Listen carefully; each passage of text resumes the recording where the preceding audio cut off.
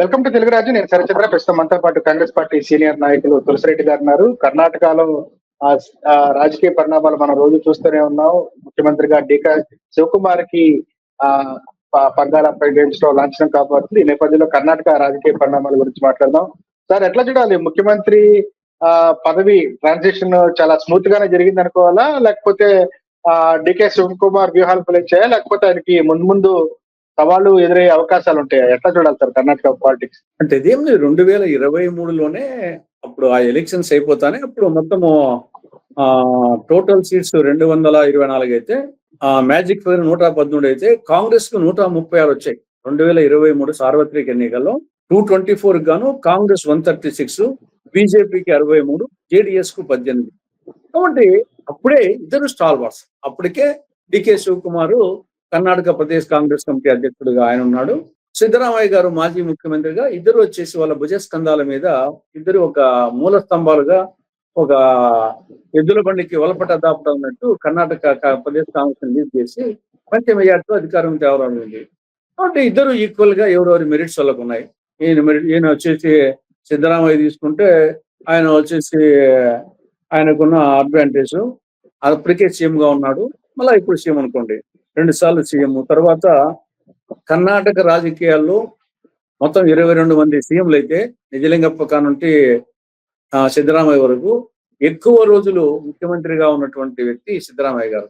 8 సంవత్సరాల 11 రోజులు. కాబట్టి ఎక్కువ రోజులు. దాని తర్వాతనే నిజలింగప్ప, దాని తర్వాత దేవరాజు అరసు వస్తారు. కాబట్టి తర్వాత 14 సార్లు అసెంబ్లీలో బడ్జెట్ ప్రవేశపెట్టాడు ఆర్థిక మంత్రిగా. తర్వాత 9 సార్లు ఎమ్మెల్యేగా అయినాడు. కాబట్టి ఆయనకు ఉన్నటువంటి తర్వాత ఒక సామాజిక న్యాయము, ఒక అహిందా ఉద్యమము, అల్పసంఖ్యాక వర్గాల వాళ్ళు, ఓబీసీలు, అటు దళితులు అని చెప్పేసి ఒక కాన్సెప్ట్ మీద ఆయన ఒక విధమైనటువంటి ఒక సంఘ సంస్కర్త. నాట్ ఓన్లీ రాజకీయ నాయకుడే కాకుండా, రాజనీతిజ్ఞుడే కాకుండా ఒక సంఘ సంస్కర్తగా కూడా ఆయన రాజకీయాల్లో ఉన్నాడు. కాబట్టి అటువంటి క్వాలిటీస్ ఆయనకు ఉన్నాయి. ఈ పక్క శివకుమార్ చూస్తామా, ఈయన ఒకే నియోజకవర్గం నుండి 8 సార్లు, ఆ మెజారిటీ కూడా కనకాపురం నియోజకవర్గంలో మెజారిటీ కూడా ఏదో 130,000, 140,000, కరెక్ట్ ఫిగర్ చూడలేదు కానీ 8 సార్లు ఒకే నియోజకవర్గం నుండి గెలిచినటువంటి వాడు. కేపీసీసీ అధ్యక్షుడిగా ఉన్నాడు. ఆర్థిక బలము, అంగబలము, తర్వాత ట్రబుల్ షూటర్, కాంగ్రెస్ పార్టీకి నిజమైన లాయల్. ఎందుకంటే ఆ స్థాయి ఆర్థిక బలం ఉండి అంత అంగబలం ఉంటే ఎన్నిసార్లు వచ్చేసి తోక దిప్పుతారు మామూలుగా.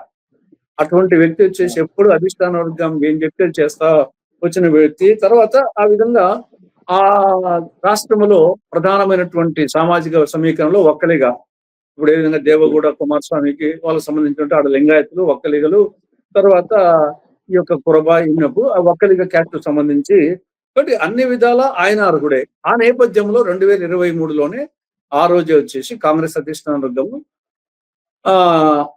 రొటేషన్ ఫార్ములా మీద ఆ రోజే నిర్ణయించడం జరిగింది. ఆ రొటేషన్ ఫార్ములాను ఇప్పుడు ఇంప్లిమెంట్ చేయడం జరుగుతూ ఉంది. అది కూడా కొంత ఎందుకు ఆలస్యమైందంటే, ఆయన కేవలం 2.5 సంవత్సరానికి రొటేషన్ ఫార్ములా తెస్తే అప్పటికి ఎక్కువ రోజులు పరిపాలించిన ముఖ్యమంత్రిగా రాడు. కొద్ది రోజులు చేస్తే ఇప్పుడు ఆయన ఫస్ట్ ప్లేస్ వచ్చాడు. కాబట్టి ఆయన కోరిక అది కూడా నెరవేరింది. కాబట్టి వ్యాపకంగా జరిగింది. అందులో ఆయన నిన్న ప్రెస్ మీటింగ్ లో ఏం చెప్పాడు, ఆల్రెడీ రాజీనామా చేశారు. రాజీనామా చేసేటప్పుడు గవర్నర్ బంగ్లాకు పోయేటప్పుడు డీకే శివకుమార్, మిగతా మంత్రులు అంతకుముందు బ్రేక్ఫాస్ట్ ఇచ్చి అందరూ కలిసిపోయారు. తర్వాత ఆయన క్లారిటీగా చెప్పాడు, నేను ఎమ్మెల్యేగానే కొనసాగుతా. రాజ్యసభ తీసుకొని అడిగారు, నేను రాజ్యసభకు పోను, నాకు జాతీయ రాజకీయాల్లో అంత ఇంట్రెస్ట్ లేదు, నేను రాష్ట్ర రాజకీయాల్లోనే ఉంటాను. తర్వాత వచ్చేసి మతోన్మాద శక్తులపై తన ఊపిరి ఉన్నంత వరకు పోరాడతా. దీంట్లో ఏదో రాష్ట్ర రాజకీయాల్లో ఉంటా అంటే ఏమన్నా కిరికిరి పెడతానుకున్నాను కాదు. ఆయన వల్ల వచ్చేసి ఈ వాక్యం కూడా చెప్పాడు, డీకే శివకుమారే ముఖ్యమంత్రి అని చెప్పాడు.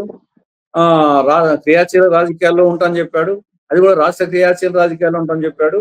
తర్వాత మతోన్మాద శక్తులపై తన ఊపిరినందుకు పోరాడుతా అన్నాడు. కాబట్టి ఆయన ఒక పోరాట యోధుడు. కాబట్టి ఆయన కేవలము పదవి అనేది ఒకటి. రేపు తర్వాత సోనియా గాంధీకి, రాహుల్ గాంధీకి, మల్లికార్జున ఖర్గేకు నాకు ఇన్ని అవకాశాలు ఇచ్చినటువంటి వాళ్ళకు ధన్యవాదాలు చెప్పాడు.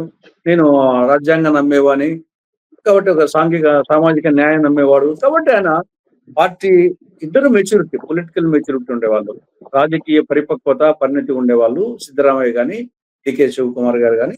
బట్ ఇద్దరు వచ్చేసి ఆయన అప్పుడు కేపీసీసీ అధ్యక్షునిగా ఈయన మాజీ ముఖ్యమంత్రి చేశారు. ఇప్పుడు ఈయన ఒకవేళ ఏమైనా పార్టీ పగ్గాలు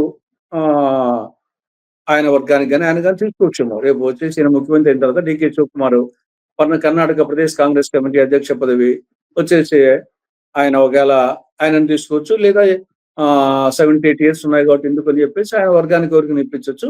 బట్ ఓవరాల్ గా 2025 వరకు పార్టీకి ఏమి ఇబ్బంది లేదు.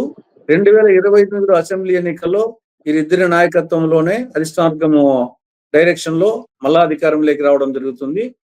ఎందుకంటే అన్ని విధాల అటు పార్టీని ఇటు ప్రభుత్వాన్ని నడిపే శక్తి ఉంది కాబట్టి. 2029 లోక్సభ ఎన్నికలు కాబట్టి ఇప్పుడు 2028 వరకు ఉండడమే కాదు, తర్వాత కూడా వచ్చేసి కర్ణాటక కాంగ్రెస్ హస్తగతంలోనే ఉంటుందని నా అభిప్రాయం.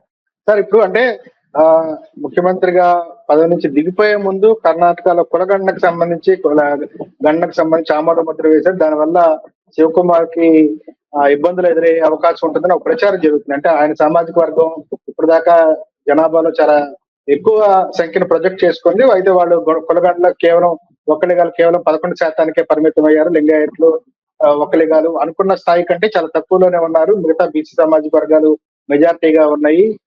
అన్ని సామాజిక వర్గాల ఈక్వేషన్ లో చూస్తే ఇప్పుడు దాకా డికే శివకుమార్ వర్గం చెప్పిన ప్రచారం వల్ల దాన్ని కొంత ఇబ్బందులు ఎదురయ్యే అవకాశం ఉందని ప్రచారం జరుగుతుంది. దీన్ని ఎట్లా చూడాలి సార్? సో వచ్చేసి ఆ విధంగా అనుకుంటే సమైక్య ఆంధ్రప్రదేశ్ లో వెంగళరావు పాపులేషన్ ఎంత, వెంగళరావు వెల్లమ జనాభా ఎంత, ఈవెన్ తెలంగాణలో ఇప్పుడు వచ్చేసి కేసీఆర్ వాళ్ళ సామాజిక జనాభా పర్సెంటేజ్ ఎంత ఉంటుంది. తర్వాత సమైక్య ఆంధ్రప్రదేశ్ లో పివి నరసింహారావు గారు ప్రధానమంత్రి అయ్యారు, ముఖ్యమంత్రి అయ్యారు, ఎంత ఉంటది. కాబట్టి ఇవన్నీ వచ్చేసి ఇప్పుడు తమిళనాడులో మొత్తం తమిళ భాషాభిమానం ఎక్కువ ఉంటారు. ఎంజి రామచంద్రను తమిళుడు కాదు, జయలలిత తమిళ కాదు, కరుణానిధి తమిళ గారు. కాబట్టి ఇది ఆవులు మళ్లించేవాడే అర్జునుడు. ఈ కులాల బట్టి వచ్చేసి ఇదంతా ఆ కులంలో ఎంతమంది ఉండరు, మరి మిగతా వాళ్ళు ఎందుకు కావదు? ఒక్కరిగా ఉన్నారు, 11% అనుకున్నాం. మరి శివకుమార్ కూడా ఆ స్థాయికి ఎందుకు రావాలా? ఇంత మిగతా వాళ్ళు వచ్చేసి 1 కోటి మంది ఉంటారు కదా దగ్గర, వాళ్ళు 1 కోటి లేకుండా 50 లక్షల మంది ఉంటారు కదా, వాళ్ళు ఎందుకు రాకూడదు? ఆంధ్రప్రదేశ్ లో రెడ్డిస్ ఎక్కువ ఉండొచ్చు. రెడ్డిస్ ఏంటి, సంజీవ్ రెడ్డి, రాజశేఖర రెడ్డి, కిరణ్ కుమార్ రెడ్డి, వీళ్ళన్నా రెడ్డిస్, మరి మేమంతా రెడ్డి, మేము ఎందుకు కాలేదు? కాబట్టి ఇవన్నీ క్యాస్ట్ ఈక్వేషన్స్, ఇవన్నీ ఊరిక ఆవులు మళ్లించేవాడు అర్జునుడు. సత్తా ఉండేవాడే నాయకుడు, అది ప్రాచీన కాలం నుండి ఇప్పటి వరకు కూడా. కాబట్టి యాంగిల్ వచ్చేసి ఆలోచించాలి తప్పనిచ్చేసి ఏదో ఆయన ఒక్కరిగానే అయినాడు, ఈయన వచ్చేసి లింగాయత అయినాడు, ఆయన వచ్చేసి పురబైన అయినాడు. ఇవన్నీ సత్తా లేక ఏ కుల బీసీ అంతా ఒకటిగా ఉంటుందా? ఓసీ అంతా ఒకటిగా ఉంటుందా? బీసీ అంతా ఒకటిగా ఉంటుందా? ఎస్సీ అంతా ఒకటిగా ఉంటుందా? ఎస్టీ అంతా ఒకటిగా ఉంటుందా? మనం ఊరికి చూసుకుంటే ఎస్టీ అని ఒక స్థూలంగా అంటాం.